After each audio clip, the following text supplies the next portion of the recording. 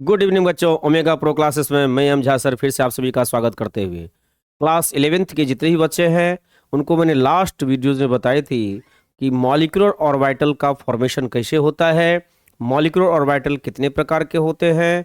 तो बच्चों last classes की थोड़ी सी रिव्यू आपको देंगे। मैंने बताया था कि मॉलिक्यूलर ऑर्बिटल का फॉर्मेशन होता है linear combination of atomic orbital से, और वो लीनियर कॉम्बिनेशन जो है आपके टू टाइप्स के होते हैं। एक होता है आपको कंस्ट्रक्टिव सुपर इम्पोजिशन और दूसरा जो कॉम्बिनेशन होता है वो तो डिस्ट्रक्टिव सुपर इम्पोजिशन से। कंस्ट्रक्टिव सुपर इम्पोजिशन से जो आपका बना था उसका मैंने नाम बताया था मॉलिक्यूलर ऑर्बिटल, और जो डिस्ट्रक्टिव सुपर इम्पोजिशन से बना था उसका मैंने नाम बताया था एंटी बॉन्डिंग मॉलिक्यूलर ऑर्बिटल। इस तरह से बच्चों आपने देखा होगा लास्ट वीडियोस में कि अगर किसी भी एटम का 1s और दूसरे एटम का 1s ऑर्बिटल आपस में कंबाइन करता है तो उसकी कॉम्बिनेशन दो तरीके से प्रोबेबिलिटी है हो सकती है। एक प्रोबेबिलिटी के बेसिस पर जो होगा वो सिग्मा 1s होगा, दूसरा होगा सिग्मा स्टार 1s। जो सिग्मा 1s है उसका नाम मैंने बताया था बॉन्डिंग मॉलिक्यूलर ऑर्बिटल, और सिग्मा स्टार 1s जो था वो आपका था एंटी बॉन्डिंग मॉलिक्यूलर ऑर्बिटल। तो बच्चों इन सारे चीज़ों को अच्छे समझने के लिए जो मेरा लास्ट वीडियोज़ है, इससे जो पहले का वीडियोज़ है जिसमें मैंने आपको बताया था फॉर्मेशन ऑफ मॉलिक्यूलर ऑर्बिटल, उसे ज़रूर देखेंगे। अब जो नई चीज़ें बता रहे हैं उनमें हम आपको बताएंगे कि energy level diagram molecular orbital का क्या होता है और इसमें किस तरह से हम लोग ऑर्बिटल का अरेंजमेंट करते हैं according to their energy from minimum energy to maximum energy. Now let us see, चलते हम लोग कहाँ पर, बोर्ड के ऊपर स्क्रीन के ऊपर देखेंगे। तो बच्चों मैंने बताया था कि इस साइड जो लिखा है, मान लीजिए ये एटम ए है और इधर जो आपका है ये एटम बी है, ठीक है, ये एटम बी है। तो एटम ए के जितने भी ऑर्बिटल्स हैं, मान लीजिए एटम ए का ये 1s है और एटम बी का भी ये 1s है, तो ये 1s आपस में कंबाइन करेंगे तो आपको देखिए एक बनाएंगे सिग्मा 1s, दूसरा बनाएंगे सिग्मा स्टार 1s। तो ये जो स्टार लगा हुआ है, जितने भी ऑर्बिटल्स में स्टार लगा हुआ है, सबको मैंने कहा था कि वो एंटी बॉन्डिंग मॉलिक्यूलर ऑर्बिटल है। तो सिग्मा 1s की एनर्जी क्या होगी, कम होगी, ये नीचे रखे जाएंगे। उससे ज़्यादा सिग्मा स्टार 1s का, उससे ज़्यादा सिग्मा 2s का, उससे ज़्यादा आपको सिग्मा स्टार 2s का। अब बात आती है कि सर ऐसा क्यों किए। सबसे पहली बात है कि आप यहाँ से यहाँ तक समझेंगे तो आपको दो तरह के ऑर्बिटल हैं। एक है 1s, जैसे सिग्मा 1s। तो सिग्मा 1s में तो ये बॉन्डिंग नेचर हुआ, कॉम्बिनेशन का नेचर हुआ सिग्मा। लेकिन 1s है तो इसकी एनर्जी कितनी होगी, 1+0 n+l रूल ही फॉलो करेंगे। याद रखना, जैसे एटॉमिक ऑर्बिटल में एनर्जी निकालने के लिए n+l रूल को फॉलो किए थे, यहाँ भी वही फॉलो कर रहा है। इसका हो जाएगा 1। अब दूसरी बात है 2s वाले की बात करेंगे, जैसे सिग्मा 2s, इसकी अगर बात करेंगे तो ये n+l से चलेगा तो 2+0 दैट इज इक्वल टू 2। ये तो स्वाभाविक है कि 1 से ज़्यादा 2 वाले का होगा, मतलब कि 1s से ज़्यादा जो एनर्जी है वो 2s की होगी, ये तो कन्फर्म है। अब बात आती है कि उसमें भाई सर ये भी 1s है, ये भी 1s है, तो इसकी एनर्जी ज़्यादा। तो आपको मैंने कल लास्ट वीडियो जो बताया था कि एंटी बॉन्डिंग मॉलिक्यूलर ऑर्बिटल में क्या होते हैं, जो इलेक्ट्रॉन का क्लाउड होता है वो आपको हाईली कंडेंस डिस्ट्रीब्यूटेड नहीं होती है, हाईली डेंसर डिस्ट्रीब्यूशन उसका नहीं होता, उससे लूज डिस्ट्रीब्यूशन होता है, मतलब वो न्यूक्लियस से थोड़ा अवे होता है। मतलब एंटी बॉन्डिंग की एनर्जी हमेशा क्या करेंगे, बॉन्डिंग से ज़्यादा लेकर के चलेंगे। बातें समझ में आ रही है। तो एक छोटी सी बात आपको बता रहे हैं, इसके बेसिस पर अभी जो हम बता रहे हैं उसको ध्यान से देखेंगे, और ये किसके लिए बता रहे हैं वो भी देखना है। तो यहाँ क्या हो गया, सिग्मा 1s का जो है से ज़्यादा सिग्मा एंटी बॉन्डिंग 1s का, उससे ज़्यादा सिग्मा 2s का, उससे ज़्यादा किसका बनेगा, सिग्मा एंटी बॉन्डिंग 2s का, उससे ज़्यादा किसका बनेगा, सिग्मा 2pz का।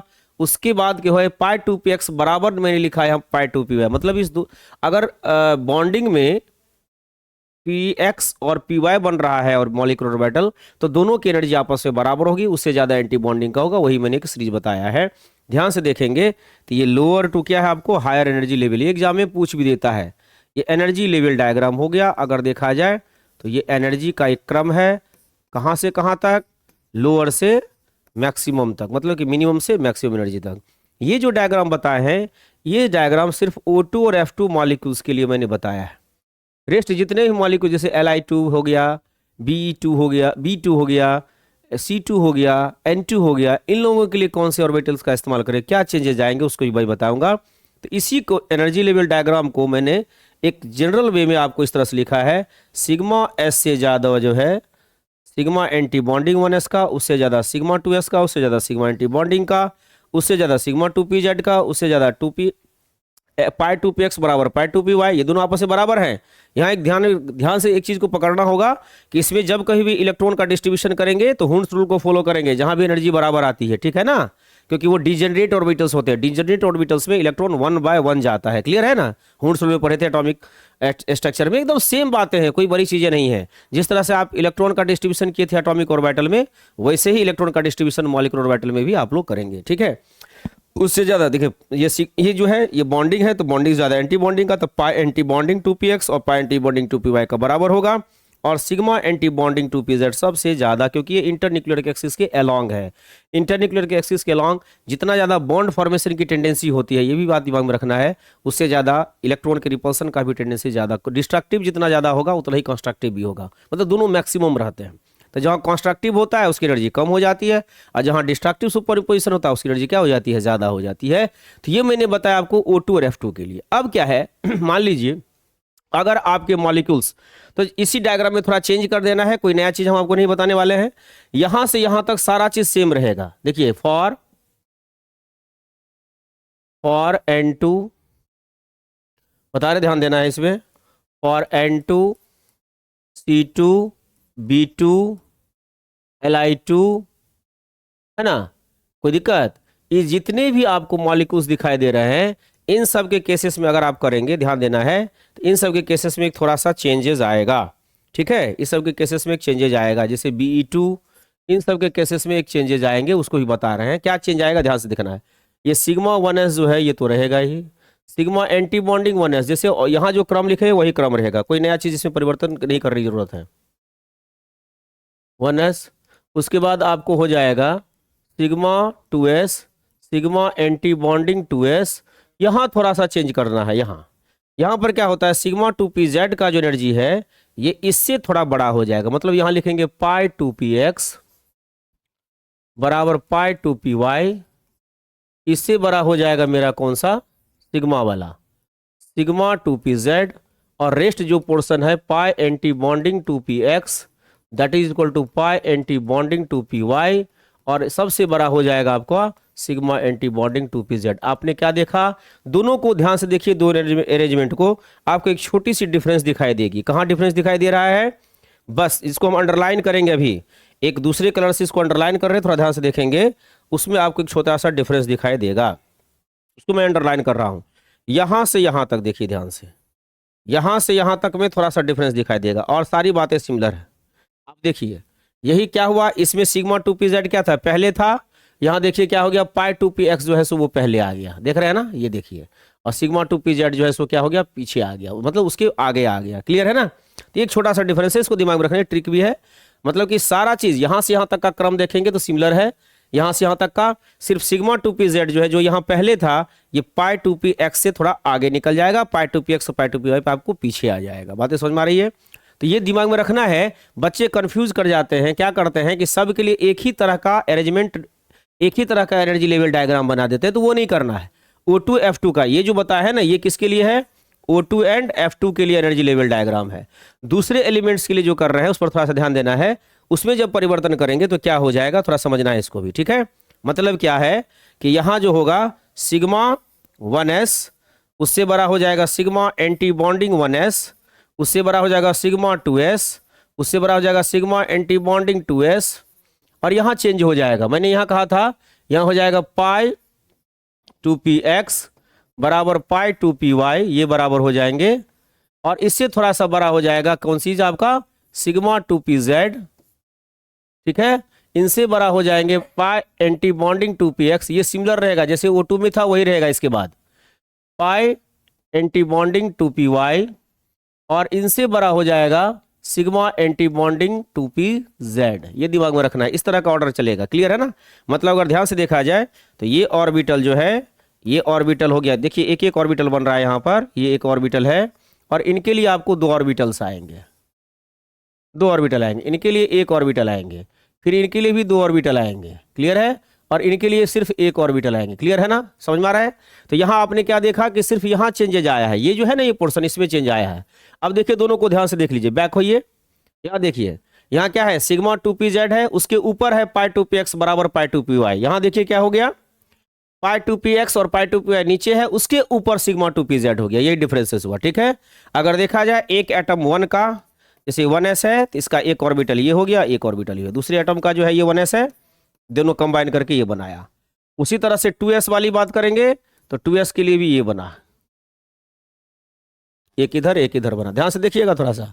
और ये जो हो गया 2py के लिए हो गया, 2py के लिए ये बना और इधर से ये बना और ये बना। इसी तरह से यहाँ भी 2py के लिए देखिएगा, क्योंकि y में जो 2p जो है 2p में कितने ऑर्बिटल्स होते हैं 3 ऑर्बिटल ना, तो आप देखेंगे टोटल मिलाकर के 6 ऑर्बिटल बना होगा ये, क्योंकि 3 इधर से 3 s एटम करेगा, 3 मिलाकर कितना हो जाएगा 6, क्योंकि जब कभी 2 ऑर्बिटल आपस में मिलता है तो उससे 2 मॉलिक्यूलर ऑर्बिटल बनता है, तो 3 है तो 3 का 2 गुना कर देंगे 6 बनेगा।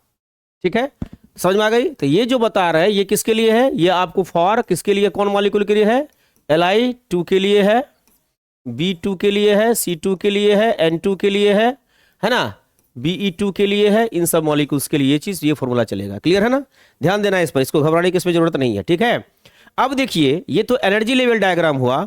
अब क्या करना है, अब हम लोगों को ट्रायल लेना है, मतलब कि बनाना है इलेक्ट्रॉनिक कन्फिगरेशन ऑफ मॉलिक्यूल्स। ठीक है, ध्यान देना है। और एक चीज और ट्रिक बता देते हैं इसमें, टोटल कितने आपको दिखाई दे रहा है, अभी फिलहाल अलग अलग ट्रिक बताएंगे।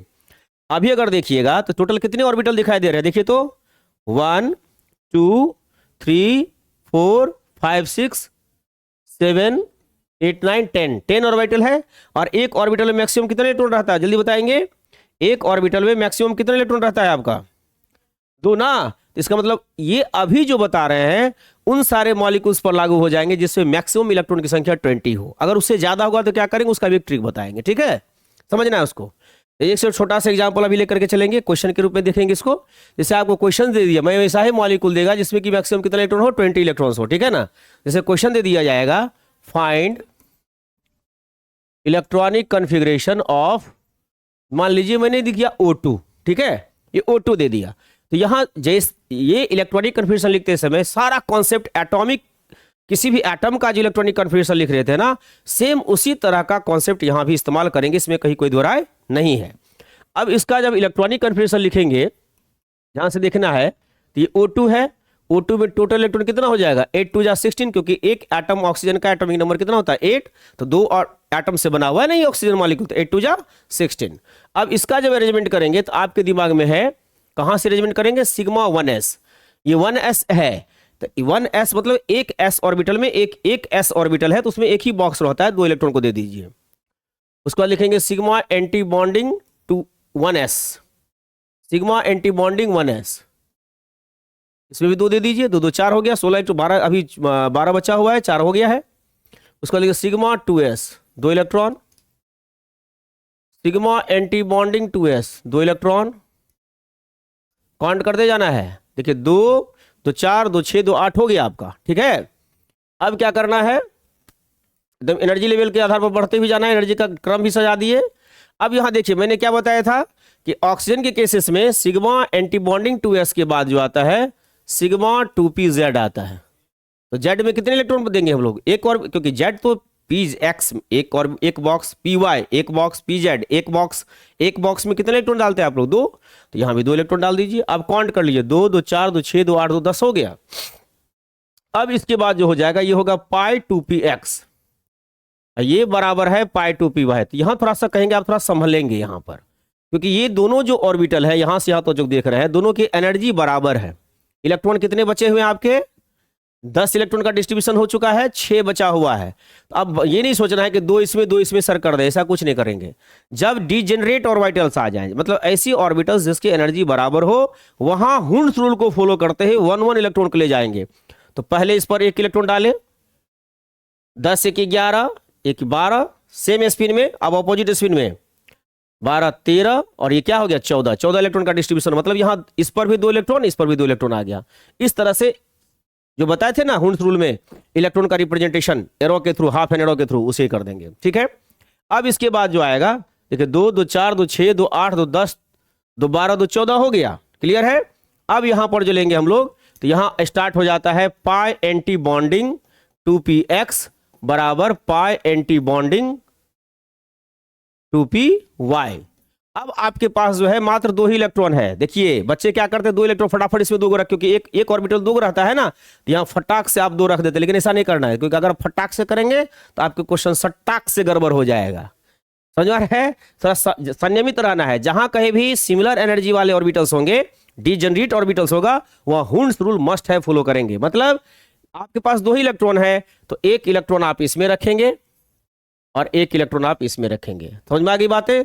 क्या क्या सीखेंगे यहां पर, क्यों ऐसा बता रहे हैं, ये डिस्ट्रीब्यूशन क्यों इतना इंपॉर्टेंट है, इसको ध्यान से देखेंगे। क्लियर है ना? अब देखिए ध्यान से, तो आपके जो है O2 का जनरल मतलब इलेक्ट्रॉनिक कन्फिगरेशन आपने लिख लिया। अब आपके पास 16 इलेक्ट्रॉन था, 16 का डिस्ट्रीब्यूशन आपने कर दिया, बच गया एक ठो सिग्मा एंटी बॉन्डिंग 2pz। चूंकि आपके पास इलेक्ट्रॉन ही नहीं है ना, घर है ही नहीं, मेहमान को कैसे बुलाइएगा, तो वही बातें यहां हो रही है। हमारे 16 मेहमान थे, 16 इलेक्ट्रॉन था, 16 का मैंने डिस्ट्रीब्यूशन कर दिया। क्लियर है? थोड़ा सा चीज ये क्या क्या इंफॉर्मेशन है, तो एक छोटा सा इलेक्ट्रॉनिक कन्फिगरेशन लिखा है, इससे बहुत सारी चीजें आपको पता चलेंगी, ध्यान से समझिएगा। अब क्या है इसमें, काउंट करेंगे हम लोग नंबर ऑफ, ये चूंकि क्वेश्चन में था कि find the electronic configuration of O2, तो O2 का तो इलेक्ट्रॉनिक कन्फिगरेशन हो गया। और क्या पूछ सकता है, and magnetic nature, magnetic nature मतलब O2 का क्या करना है, इलेक्ट्रॉनिक कन्फिगरेशन निकालना है, उसका मैग्नेटिक नेचर भी निकालना, दोनों साथ साथ बता रहे, समझिएगा। अब देखिए number of electrons in BMO, BMO का मतलब हो गया बॉन्डिंग मॉलिक्यूलर ऑर्बिटल, इसके लिए सिंबल ले लीजिए, नंबर के लिए n लिखिए, बॉन्डिंग है तो यहां B कर दीजिए, इक्वल टू करिए आप, है ना, यहां इक्वल टू का साइन ले लीजिए। अब देखिए तो बॉन्डिंग मॉलिक्यूलर ऑर्बिटल इसमें कौन हुआ, कौन सा हो गया बॉन्डिंग मॉलिक्यूलर ऑर्बिटल, अरे वो ऑर्बिटल जिसके ऊपर में स्टार नहीं लगा हुआ है, सारे के सारे बॉन्डिंग है। तो देखिए कहां कहां स्टार नहीं लगा हुआ है, ध्यान से देखिए, तो कहां कहां स्टार नहीं लगा हुआ है आपका, ध्यान से देखिए, कहां कहां स्टार नहीं लगा हुआ है, ध्यान से देखिए इसको, कहां कहां स्टार नहीं लगा हुआ है, ध्यान से देखिए। देखिए यहां स्टार नहीं लगा हुआ है, ये हो गया 2 इलेक्ट्रॉन, फिर यहां स्टार नहीं लगा हुआ है, ये हो गया 2 इलेक्ट्रॉन, या देखिए येलो कलर में 2 इलेक्ट्रॉन रखे ना, 2 2 4 हो गया। देखिए यहां स्टार नहीं लगा हुआ है, 4 2 6 इलेक्ट्रॉन, और यहां भी स्टार नहीं लगा हुआ है, देख लीजिए ध्यान से, यहां भी स्टार आपका नहीं लगा हुआ है, तो 6 2 8 और 2 10 इलेक्ट्रॉन हो गए। कितने इलेक्ट्रॉन हो गए आपके, ये 10 इलेक्ट्रॉन हो गए। क्लियर हो गए? अब क्या करना है भैया, अब निकालना है number of electron, number of electrons in ABMO। ABMO का मतलब हो गया एंटी बॉन्डिंग मॉलिक्यूलर ऑर्बिटल, इसको शॉर्ट टर्म में लिखेंगे Na, इसको शॉर्ट टर्म में लिख देंगे हम लोग क्या, NB, क्या लिख देंगे यहां पर, Na, A for anti bonding, Na, number of electrons in anti bonding molecular orbital को Na से रिप्रेजेंट करते थे। एंटी बॉन्डिंग कौन हुआ, जिस पर की स्टार लगा हुआ है। देखिए जिसको सर्किल कर दिया उसको छोड़ करके काउंट कीजिए, क्योंकि जो सर्किल के अंदर है, ये ऑरेंज कलर का जो मैंने सर्किल किया उसके अंदर है, वो सारा का सारा बॉन्डिंग है, जिसका सर्किल नहीं है सब एंटी बॉन्डिंग है, मतलब जिसमें स्टार लगा हुआ है सारा एंटी बॉन्डिंग है। तो यहां देखिए 2 इलेक्ट्रॉन यहां हो गया 2, फिर यहां भी 2 2 2 4, यहां 1 4 1 5 और 1 6 इलेक्ट्रॉन हो गया एंटी बॉन्डिंग में। क्लियर हो गई बातें? दूसरी बात और क्या, देखिए ये मैंने आपको बताया कि भाई बॉन्डिंग में कितना हुआ, एंटी बॉन्डिंग में कितना हुआ, वो भी यहां से पता चल गया आपको। तीसरा चीज क्या पता चल रहा है, कह रहा है इसमें क्वेश्चन में क्या निकालने के लिए, मैग्नेटिक नेचर। तो मैग्नेटिक नेचर में आप पढ़े थे इलेक्ट्रॉनिक कन्फिगरेशन, मैंने एटॉमिक स्ट्रक्चर में भी बताया था कि पैरामैग्नेटिक डायमैग्नेटिक होता है।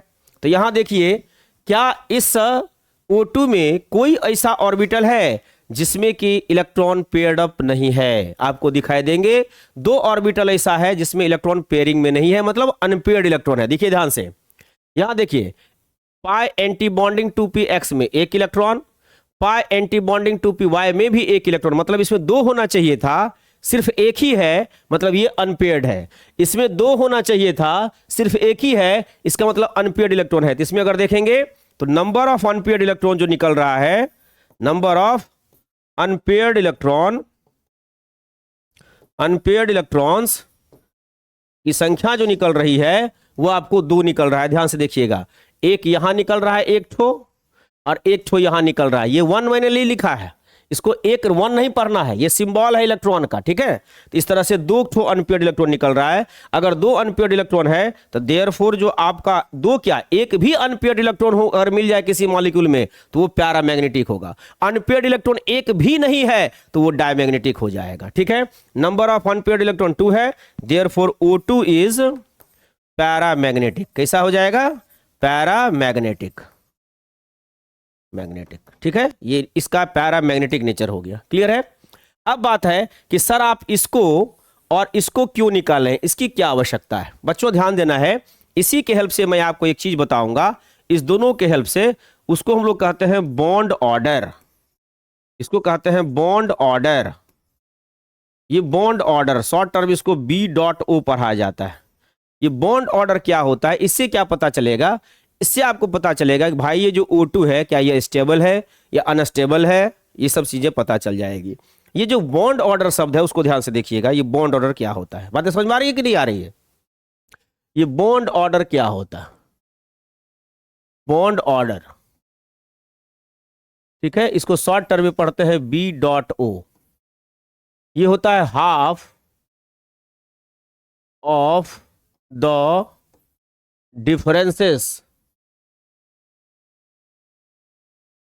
half of the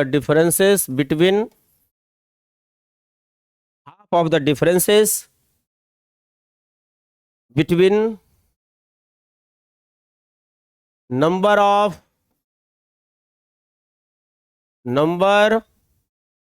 of electrons in bonding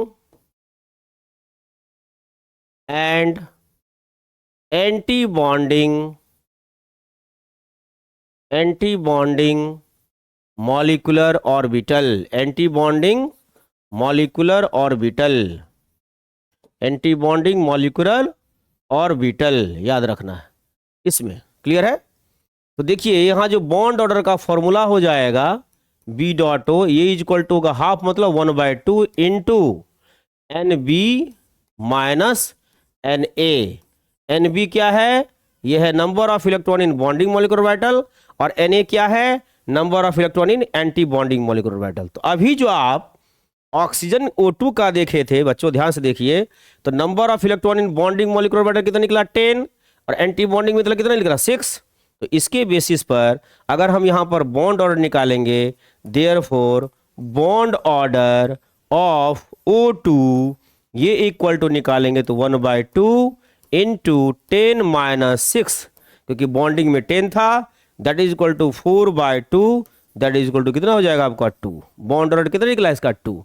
अब ये क्या बताता है, थोड़ा ध्यान से देखना। यहां एक चीज और है, क्या एक चीज आपको निकल के आ रहा है?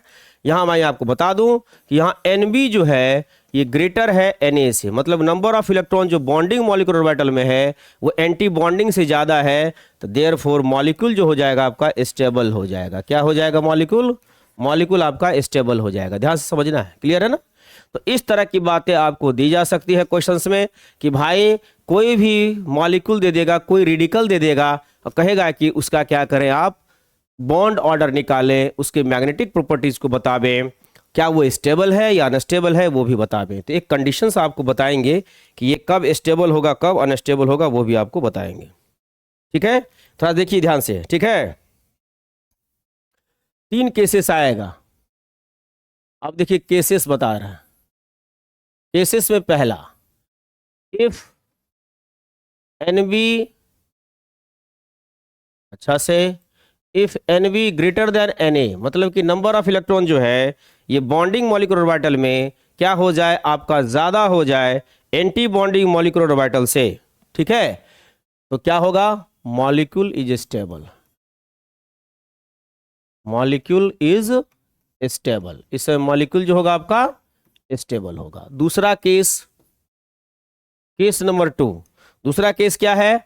Nb छोटा हो सकता है Na से, Nb less than Na।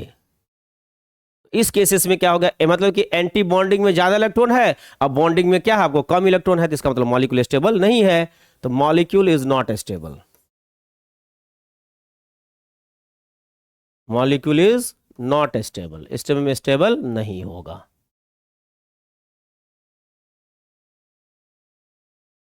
Molecule is not stable, clear है ना?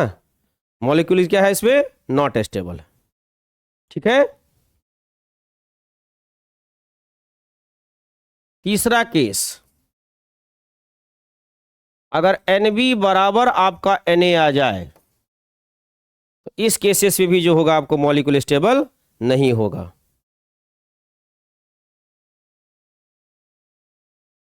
मॉलिक्यूल इज नॉट स्टेबल, नहीं होगा। मतलब ध्यान समझिएगा, एक ही वही मॉलिक्यूल पॉसिबल है जिसमें NB जो है Na से क्या हो? बड़ा हो। दूसरी बात और बताते हैं, तीसरा चौथा केस जो हो जाएगा, याद रखना है, बॉन्ड स्ट्रेंथ, बॉन्ड की मजबूती, bond strength directly proportional to हो जाएगा आपका बॉन्ड ऑर्डर। उसके बाद स्टेबिलिटी, किसी भी मॉलिक्यूल का जो स्टेबिलिटी होगा directly proportional to bond order, मतलब जिसका बॉन्ड ऑर्डर ज्यादा होगा उसकी स्टेबिलिटी भी क्या हो जाएगी? ज्यादा हो जाएगी, स्ट्रेंथ भी क्या होगी? ज्यादा हो जाएगी। क्लियर है? तो ये दिमाग में रखने वाली बात है बच्चों। इससे संबंधित क्वेश्चंस पर थोड़ा सा हम लोग ध्यान देंगे। क्वेश्चंस क्या आ सकता है? क्वेश्चन दे देगा, arrange O2 plus O2 minus and O2 2 minus, ठीक है, क्लियर है ना? In increasing order of, in increasing order of their stability, in increasing order of their stability, ठीक है। तो मैंने अभी जस्ट कुछ देर पहले बताया था कि अगर स्टेबिलिटी निकालना हो तो आपको ये वाला बॉन्ड ऑर्डर निकाल लेंगे तो स्टेबिलिटी आपको पता चल जाएगी। क्लियर है ना? अब देखिए ध्यान से कैसे काम करेंगे। सब कुछ है भाई, ये देखिए तो O2 प्लस भी है, इसका शॉर्ट ट्रिक भी बताते हैं। O2 प्लस है, तो समझना है क्या है आपका? O2 प्लस है। O2 प्लस का मतलब कितना इलेक्ट्रॉन हो जाएगा? एक ऑक्सीजन का 8 होता है तो 8 2 जा कितना हो गया? 16। एक पॉजिटिव चार्ज है, घटा दीजिए, 15 इलेक्ट्रॉन हुआ। पहले समझा देते हैं तो ट्रिक बताएंगे, बहुत जल्दी हो जाएगा ये सब केसेस, प्रैक्टिस की बात होती है। तो आप क्या करेंगे? सिग्मा 1s2 करेंगे, सिग्मा एंटी बॉन्डिंग 1s2 करेंगे, सिग्मा 2s2 करेंगे, सिग्मा एंटी बॉन्डिंग 2s2 करेंगे, करेंगे ना? इस तरह से 2 2 4 2 6 2 8 हो गया। उसके बाद सिग्मा 2pz करेंगे, 2 पाई 2px बराबर पाई 2py, तो कितना हो गया? देखिए 2 2 4 2 6 2 8 2 10 हो गया, 10 2 12 हो गया, 12 2 14। डायरेक्ट कर लीजिए यहाँ पर, क्योंकि एक एक जाता तो उतना ही आता। उसके बाद आपको आ जाएगा कितना? पाई एंटी बॉन्डिंग 2px बराबर पाई एंटी बॉन्डिंग 2py। अब आपके पास बचा है मात्र एक इलेक्ट्रॉन, ध्यान से देखिएगा, तो एक इलेक्ट्रॉन सिर्फ इस पर रखिए। क्लियर है? बातें समझ में आ गई? तो अब देखिए यहाँ पर क्या हो गया? Number of electron in bonding molecular orbital. देखिए तो ये बॉन्डिंग है, ये भी बॉन्डिंग है, ये भी बॉन्डिंग है और ये भी बॉन्डिंग है। इस तरह से 2 2 4 2 6 2 8 2 10 हो रहा है। बचा कितना? 15 ही इलेक्ट्रॉन था, तो 10 गो बॉन्डिंग में ही चला गया, तो जरूर है कि 5 ठो जो है सो एंटी बॉन्डिंग में गया होगा, तो 5 निकल गया। एक चीज और आप ध्यान से देखिएगा, इसमें सारे ऑर्बिटल्स फुलफिल्ड है। देखिए इसमें भी 2 है, इसमें भी 2 है, इसमें भी 2 है, सब में 2 है, सब में 2 है, सब में 2 है, सब में 2 है। लेकिन ये वाला ऑर्बिटल जो दिखाई दे रहा है पाई एंटी बॉन्डिंग 2px, ये हाफ फील्ड है, मतलब फुलफिल्ड नहीं है, इसमें एक अनपेयर्ड इलेक्ट्रॉन है। मतलब ये जो मॉलिक्यूल हो गया O2 प्लस, ये आपको पैरामैग्नेटिक मॉलिक्यूल मत कहिएगा, ये जो रेडिकल है आपका, ये आपको पैरामैग्नेटिक है। क्या है आपका? पैरामैग्नेटिक है। आई थिंक अब रेस्ट निकाल लीजिएगा। इसका जो बॉन्ड ऑर्डर निकालेंगे, BO अगर निकाला जाए तो ये कितना हो जाएगा? 1/2 10 - 5 दैट इज इक्वल टू कितना हो गया? 5/2, काट दीजिए 2.5 होगा। क्लियर हुआ? अब ज्यादा लंबा चौड़ा नहीं करना है, आपको पता है ना आपने क्या सीखा इसमें? 15 था O2 प्लस में, तो 10 बॉन्डिंग में गया, 5 एंटी बॉन्डिंग में चला गया। क्लियर है? अब एक ट्रिक देख लीजिए, अब ये है O2 माइनस, 8 2 जा कितना हो गया 16, और एक नेगेटिव चार्ज है मतलब कि 17 इलेक्ट्रॉन हुआ। तो यहां भी ध्यान में रखना है कि 17 है तो 10 जाएगा बॉन्डिंग में, क्योंकि 15 के बाद ध्यान समझिएगा यहां तक आपका हो गया कितना 14 15 16 17, समझ में आ रहा है कि नहीं आ रहा है? तो 7 जो जाएगा एंटी बॉन्डिंग, मतलब कि इसके केसेस में देखेंगे तो NB 10 होगा और Na आपका जो है वो आपका 7 होगा। क्लियर है ना? अगर ध्यान से देखिएगा तो ये भी आपको पैरामैग्नेटिक ही दिखाई देंगे, ठीक है, ये भी आपको पैरामैग्नेटिक ही दिखाई दे। आप कहेंगे कैसे सर? तो 2 2 4 2 6 2 8 2 10 2 12 2 14 हो गया, 14 के बाद 15 16 ये 17, इसमें एक अनपेयर्ड रह जाएगा। क्लियर है? समझ रहे हैं ना? अगर ध्यान से देखिएगा, नहीं समझ में आता तो एक बार फिर से बनाते हैं। Sigma 1s2 sigma anti bonding 1s2 sigma 2s2 sigma anti bonding 2s2 है ना, सिग्मा 2pz 2 पाई 2px 2 पाई बराबर पाई 2py 2, ठीक है। उसके बाद हो जाएगा पाई एंटी बॉन्डिंग 2px बराबर पाई एंटी बॉन्डिंग 2py। अब देखिए ध्यान से यहां पर कितने इलेक्ट्रॉन का डिस्ट्रीब्यूशन हो गया, 2 2 4 2 6 2 8 2 10 2 12 2 14 का। 14 के बाद ये हो जाएगा 15, ये हो गया 16, ये हो जाएगा 17। देखिए एक अनपेयर्ड इलेक्ट्रॉन यहां दिखाई दे रहा है, दिखाई दे रहा है ना, ये एक अनपेयर्ड इलेक्ट्रॉन हो गया। क्लियर है ना? मतलब ये भी आपको पैरामैग्नेटिक होगा। कैसा होगा? पैरामैग्नेटिक हो गया। क्लियर है? अब क्या निकाल लेना भैया, बॉन्ड ऑर्डर, चूंकि स्टेबिलिटी अरेंज करना है ना, तो इसका BO निकालिए, जो आपको बता रहे थे समझ में आया, घबराने की जरूरत नहीं है। अगर 17 है तो 10 बॉन्डिंग में और 7 जो बचेगा वो एंटी बॉन्डिंग में जाएगा। इसका बॉन्ड ऑर्डर निकालेंगे 1/2 10 - 7 दैट इज इक्वल टू हो जाएगा 3/2। 3/2 कहने का मतलब 1.5। अब दिखाए ध्यान से देखिए, इसका बॉन्ड ऑर्डर निकला 1.5 और ऊपर वाले का बॉन्ड ऑर्डर निकला था कितना 2.5। तो इसका कम है उसका ज्यादा है, मतलब ये ज्यादा स्टेबल है ये कम स्टेबल है। क्लियर हो रही बात है? अब उसी तरह से लास्ट बचा हुआ है वो भी यही डील कर देते हैं। O2 2 माइनस है, अब दिमाग लगाइएगा, 8 2 जा कितना हो गया 16, अब -2 है, 2 को नेगेटिव चार्ज है, जोड़ दीजिए तो 18 इलेक्ट्रॉन। कॉन्सेप्ट समझ में आया? 10 जाएगा बॉन्डिंग में, 1 आएगा 8 आएगा एंटी बॉन्डिंग में, मतलब NB बराबर हो जाएगा इसका कितना, NB बराबर जो हो जाएगा, NB बराबर इसका हो जाएगा 10 और Na इक्वल टू हो जाएगा 8। बॉन्ड ऑर्डर निकालिए, कितना आएगा 1/2, दोनों का डिफरेंस ये दिमाग में लाओ, 10 में से 8 गया तो 2 × 2 कर दे दैट इज इक्वल टू 1। इसका बॉन्ड ऑर्डर निकला 1, सबसे ज्यादा बॉन्ड ऑर्डर निकला इसका। तो अगर ऑर्डर देखा जाए तो सबसे कम हो जाएगा O2 माइनस, 2 माइनस, उससे बड़ा हो जाएगा O2 माइनस और सबसे बड़ा हो जाएगा O2 प्लस। बातें समझ में आ गई? ये स्टेबिलिटी का ऑर्डर निकली। तो बच्चों ये बहुत इंटरेस्टिंग पॉइंट था। बॉन्ड ऑर्डर के आधार पर आप मॉलिक्यूल की स्टेबिलिटी निकालते हैं, उसके मैग्नेटिक नेचर को निकालते हैं, बॉन्ड स्ट्रेंथ को निकालते हैं। तो आज भर की कहानी यही खत्म होती है। पीछे प्रीवियस वीडियो को जरूर देखिए, तब आगे वाली समझ में आएगी। आज भर के इतना ही। Thank you so much.